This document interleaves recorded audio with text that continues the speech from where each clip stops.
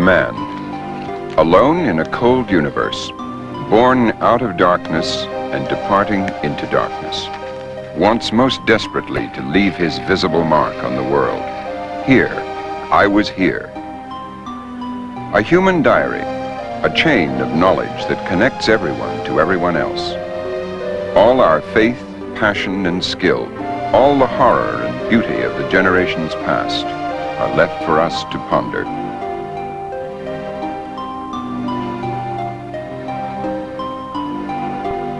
We fight, love, build, and destroy, and write that history on stone, on clay, on paper. And then invent the book, a device like the wheel, difficult to improve.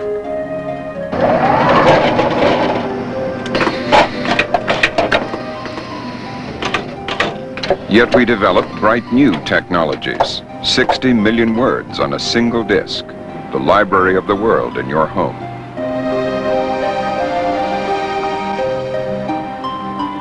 But the irony of progress is that it sometimes moves backward.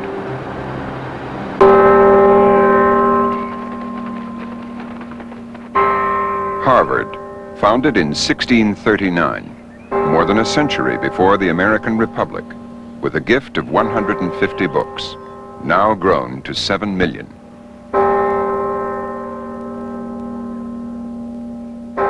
Widener Library, the main research library. Here, Nobel Prize winners roamed the open stacks, historians reevaluating the past, scientists looking to see what other scientists had already done, statesmen, graduate students, finding here the blocks with which to build in their turn the inverted and precarious pyramid of human knowledge. Yet, month by month and year by year, these precious volumes are burning away with insidious, slow fires. The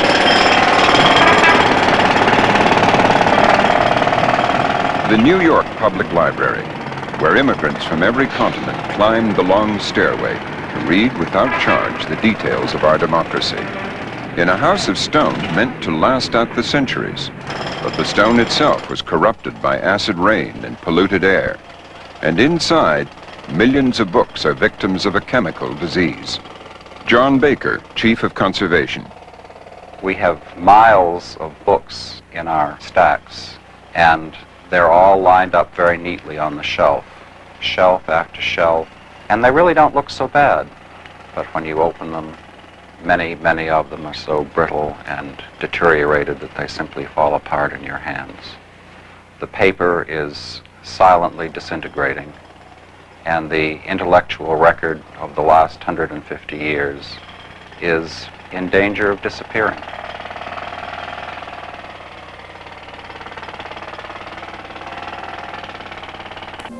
The Library of Congress, the splendid guardian not only of history and its crucial documents, but of the most ordinary books, newspapers, letters, and diaries, the cumulative daily life of the nation, invaluable and irreplaceable.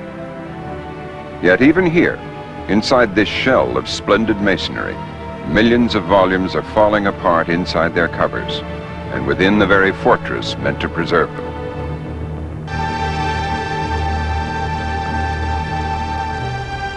A number of years ago, we knew somehow instinctively that we had a problem in preservation, but we didn't know really the extent of it. So we had a survey made of our collections and discovered, much to my horror, that 25% of our book collections of 13 million books, 25% were embrittled. That means they would crumble. More seriously, we discovered that 77,000 volumes a year moved from a highly acidic state into that embrittled state. This is a book taken from our collections, which shows the condition that I've described, the embrittlement. You can see what happens when you do that to it. 7 million books in the Library of Congress are disintegrating now. Many millions in all the libraries of this world, not to mention in the third world. In the third world is catastrophic because they don't have even minimal resources to preserve their heritage. So America, Europe, Soviet Union, all of us share this problem. And we're responsible for our brethren's and our sisters' cultures, because scholarship is universal. Scholarship cannot be nationalistic. Science is universal. So if some suffer, some disappear, the core of creativity of mankind will disappear.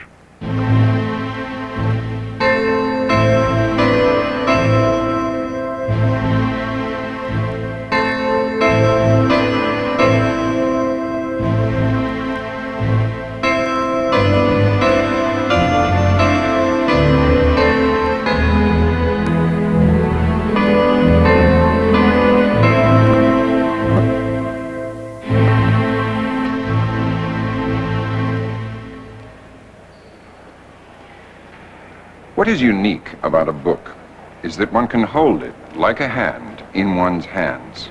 It secretes a warmth, the proof of a hidden life.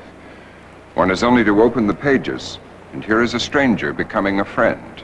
It speaks, and we hear the voice of an Einstein. I want to know God's thoughts. Or an Emily Dickinson. The opening and the close of being are alike, or differ if they do, as bloom upon a stalk. Or a Whitman, when lilacs last in the doorway bloomed. And the Old Testament, vanity of vanities, all is vanity. But equally, there are books by fools and lunatics, vain and disputatious men, liars and famous criminals. The sun and shadow of the world are reflected in the white and black of these thin, fragile pages. There are wonders recorded in every book, divine and human. But the greatest magic of all is the transmission between the tiny scratch of letters through 12 inches of empty air into the eye, the opening to the mind of man. Such is the book I hold in my hands. What is endangered here, if any book rots from within, is a piece of the history of the human race.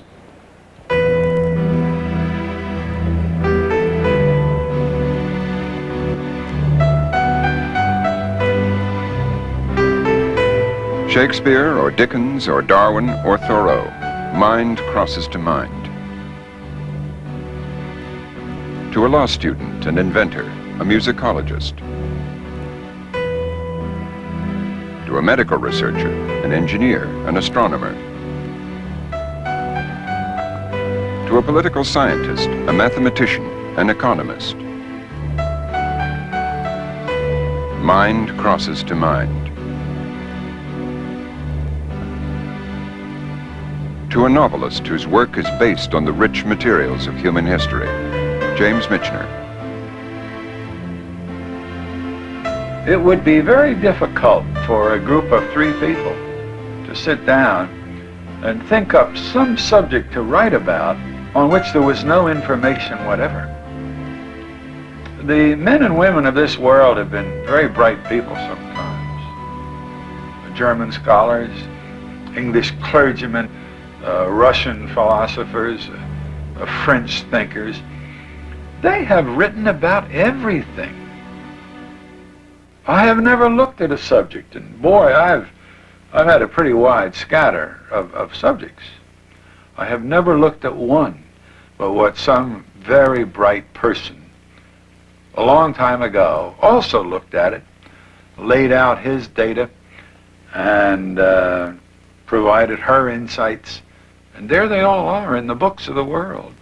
And I have lived upon the work that other people did before me, oftentimes long before, and oftentimes in languages that I can't read, have to have translated for me.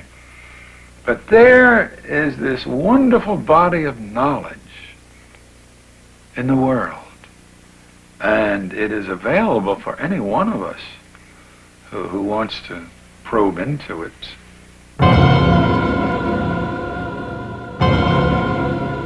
Where we stand is only the top layer of a series of cultures. Stone by stone, we can excavate down to the time, perhaps 10,000 years ago, when writing was unknown, and the only history was a painted bison in a limestone cave.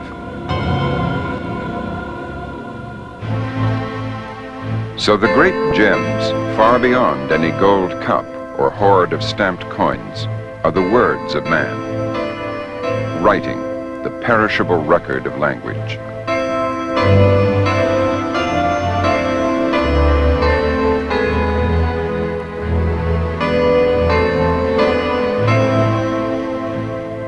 Time, we tend to say, destroys alike the great and the trivial. But that's a lazy analysis. Not time, but flood, and fire, and war, and neglect. Of Sophocles' 123 plays, only 7 survive intact.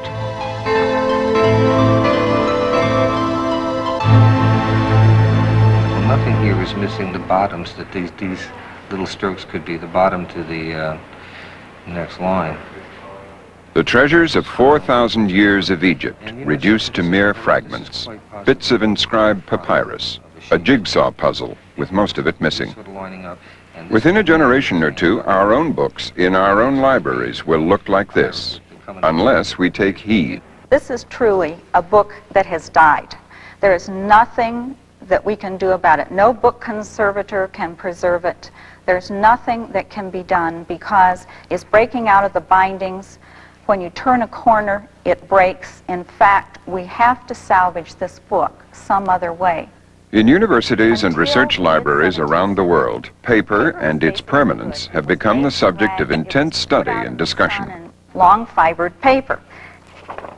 This is late 17th, early 18th century paper. It's beautiful paper.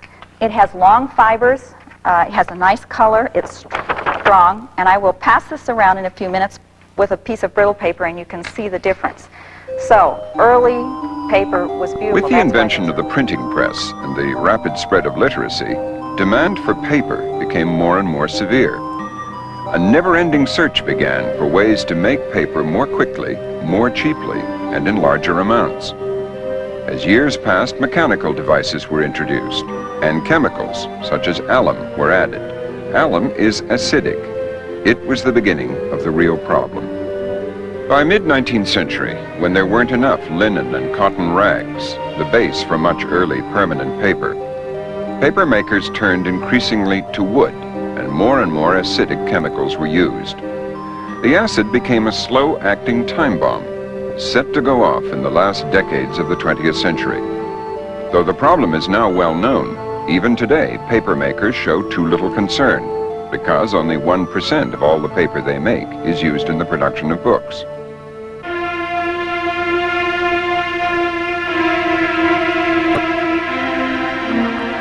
(1966), Florence, a cruel and universal disaster.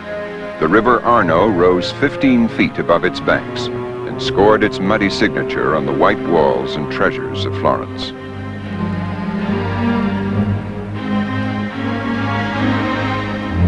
Here in the National Library, there were stored, in large stone rooms that could nevertheless not hold back the natural madness of a river, the greatest works of the Renaissance, a world treasure. The manuscripts of Dante and Boccaccio, the sonnets of Petrarch and Michelangelo, and the notebooks of Leonardo da Vinci. What happened in Florence shocked scholars around the world. Money and experts were flown to the sodden halls, so marked with river soil. And there began, little by little, the long effort to scrape away the stains.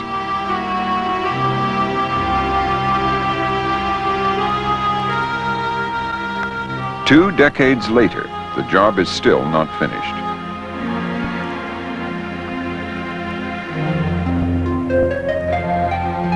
Patiently, page by page, we are being given back the treasure of the past and learning for the future how to preserve it. Florence was a warning bell, a prod, and a catalyst for the growing movement toward not merely collection, but preservation of the gifts of history.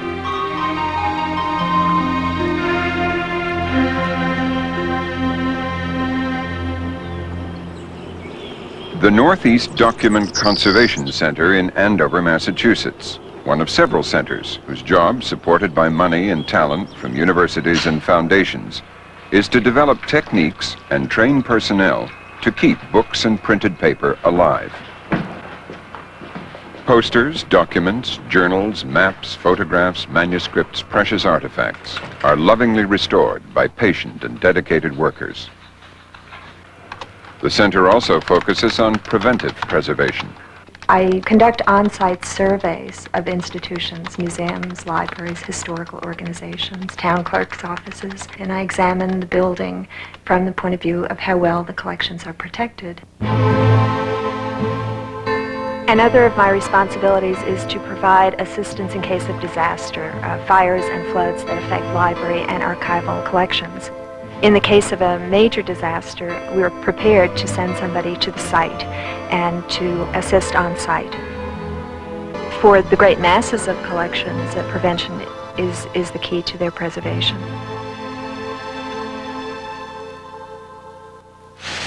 But it is the slow fires, the acid embedded in the paper, that remain the greatest threat. Page by page, at considerable cost, a book may be deacidified by hand.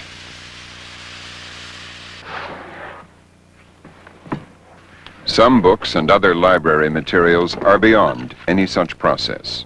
If you wait too long filming a newspaper collection for a library, you may get to your shelves and find that the acid process has burnt your newspapers and they've deteriorated so bad that the pages cannot be turned. At this point, they're not able to be filmed. As you can tell from the color of the newspaper, they're turning brown and they're highly acidic. They're burning up. To be saved, these printed materials must be transposed to another medium, of which the most common is microfilm.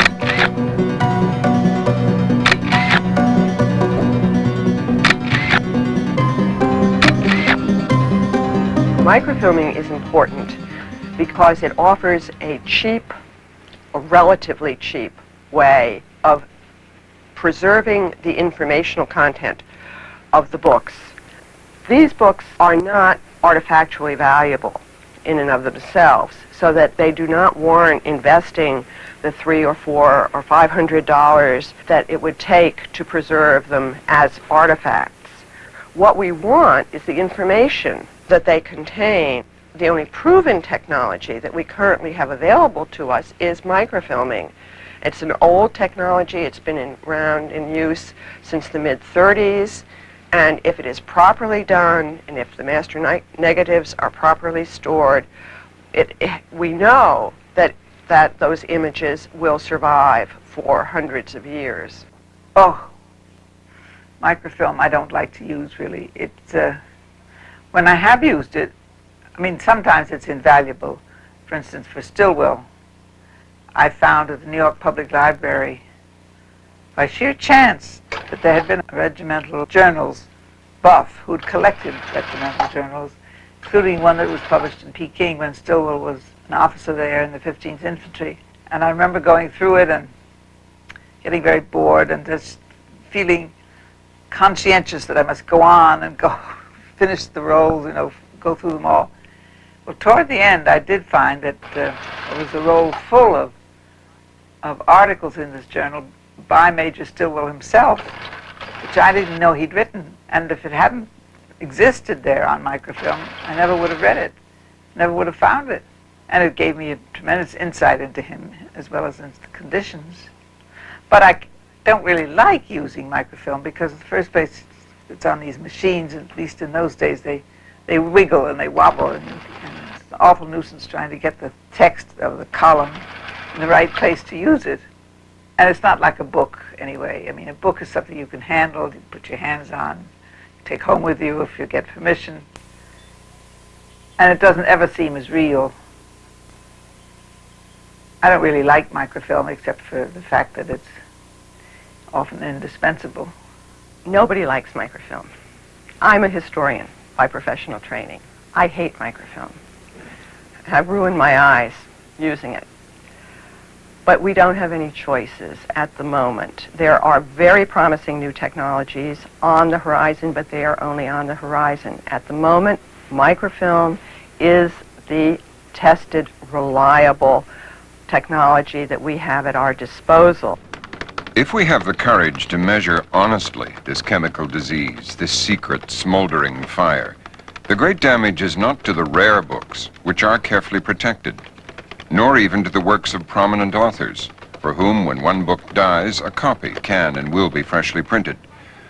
No, the most terrible destruction will be to the great mass of ordinary materials, among them the records and statistics the Library of Congress relies on in filling the more than 400,000 requests for information received yearly from Congress. AFDC limit plus my employment put us over the limit, so we did not receive any AFDC then. The daily minutes of our lives, recorded in ordinary novels, ordinary texts, ordinary letters and diaries, even the poor, bad, or trivial ones. The great task of libraries worldwide is the preservation of the ordinary.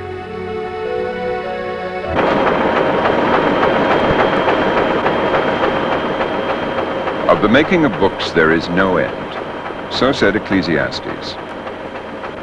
Ours is a paper culture, a civilization built on paper, bearing symbolic marks.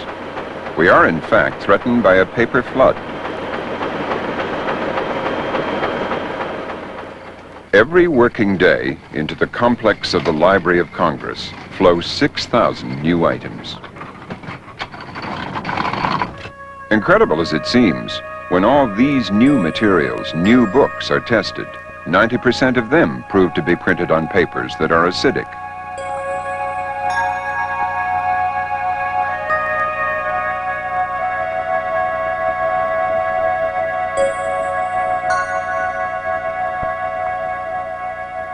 What do you think of Emmett's idea of making the carts 6 high instead of 4? Do you think that's going to have any impact on the number of books we can put in the chamber?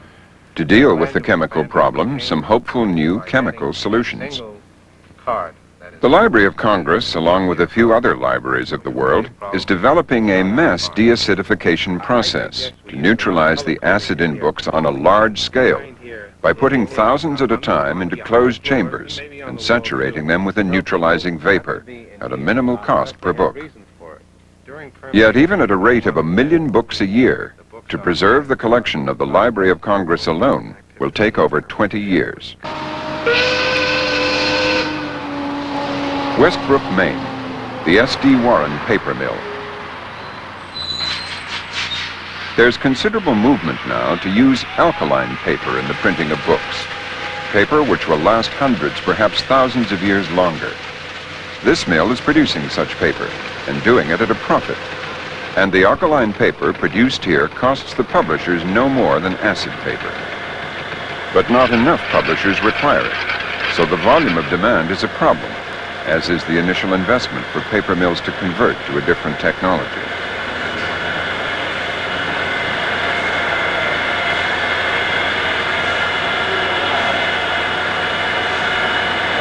Still, there's an indirect but increasingly important advantage to alkaline papers.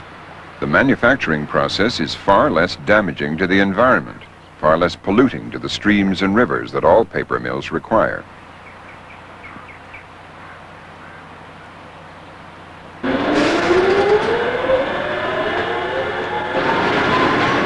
Not all publishers are deaf to these important issues. All university presses now use acid-free paper, and the volume of university publication, once small, is growing rapidly.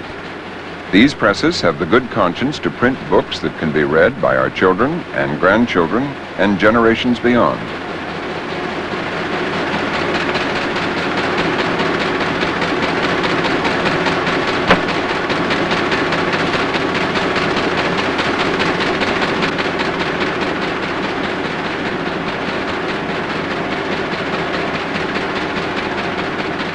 A common symbol for a national standard of paper permanence has been adopted, the mathematical sign for infinity.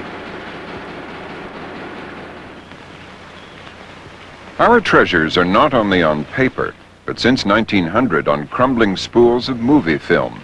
George Bernard Shaw in an early sound newsreel. You know, I'm very glad you've come, because I like people to see me.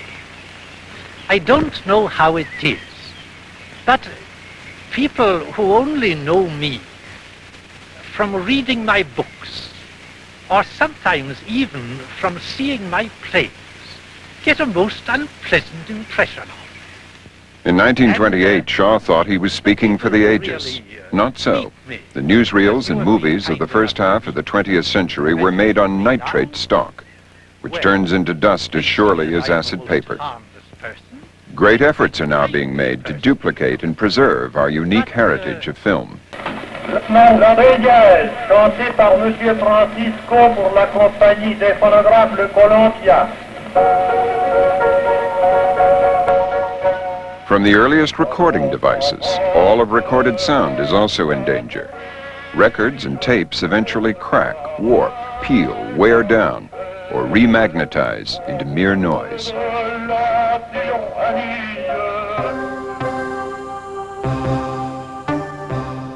Still photographs are also vulnerable, though they can be read by laser and re-recorded on video disc.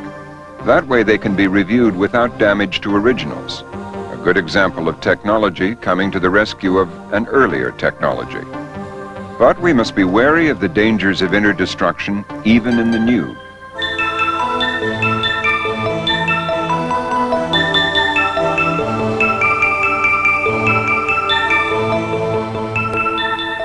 More and more, the raw data of our civilization are contained on magnetic materials.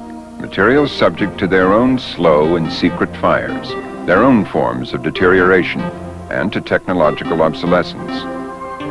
Often it's harder and more perplexing to preserve the most advanced technologies.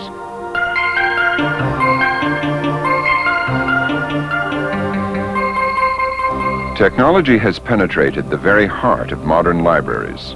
More and more, the catalogs of national treasures are being electronically bound together, city to city, continent to continent, to form vast integrated magnetic memories. In an increasing atmosphere of commercialization, some difficult, profound, and disturbing questions. Who will buy? Who will sell? And who will control this new universal network of information?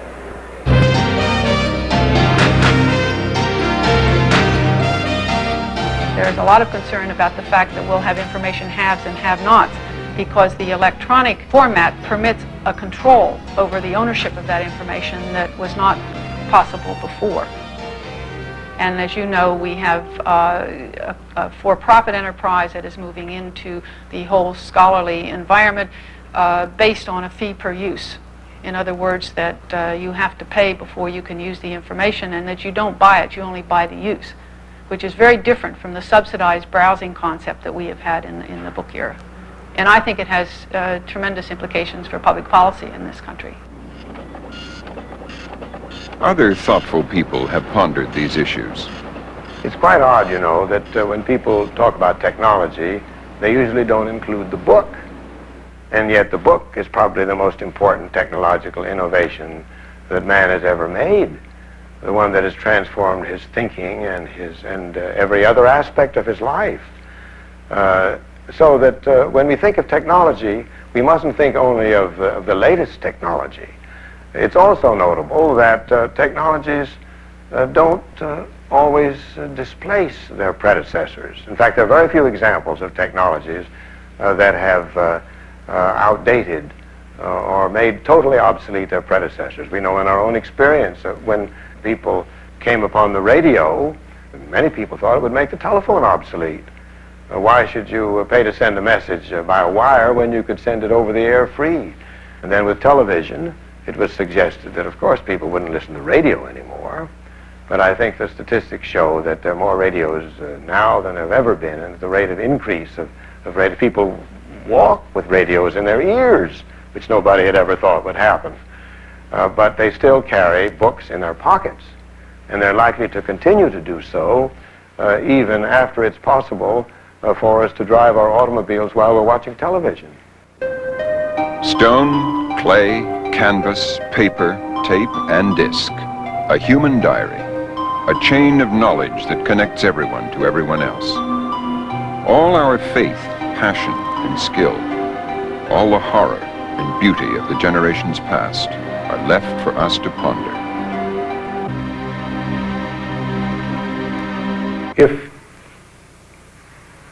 individuals have any sense of the importance of the continuity of the human experience, they can't avoid the problem of preservation of the human record. To fail to do so is, in a sense, to turn your back on history. And it's a kind of an egotistical action of the highest order to think that what's gone before is unimportant. What we're doing here is trying to find a way to save what's important from the past. What we've got to do is make an honest effort to make certain that at least a portion of the past is preserved, not only for our own use, but for the future. Those who will follow us will, I think, rightfully say that we have, in a sense, failed them if we don't make that honest effort. Only recently has society begun to understand fully the importance of preserving the accounts of what women and men have done and thought and learned. The written record is a fragile one, and not even its most important parts, much less the ordinary, will be saved by accident.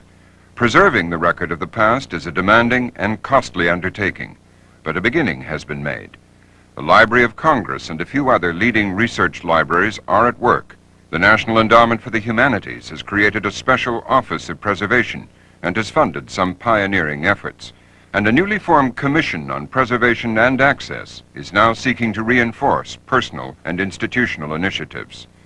The slow fires can be contained, but only if the will to do so is a match for the magnitude of the task.